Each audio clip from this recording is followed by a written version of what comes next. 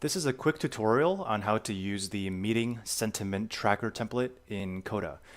Have you ever started a meeting and wish you knew what people were feeling or you know what their sentiments were before the meeting started? This template does exactly that. So I'm going to start with this template to duplicate section. I'm going to click on these three dots, click on duplicate, and let's call this, let's say 3/31/19 meeting notes.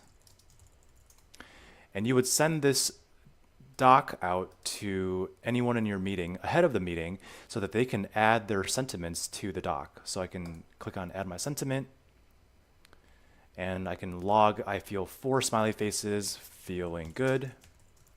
And once everyone adds in their sentiments, you can address any feedback that people have about before the meeting.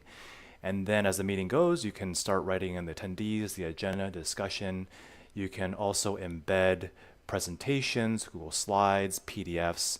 And once everything's all said and done, you can hit the Send Meeting Notes button that sends this entire section of sentiments and meeting notes to everyone that's listed out with email addresses in this table. Let's head over to email and let's see those meeting notes. And there you have it. These are the meeting sentiments and meeting notes from this template. And that's it.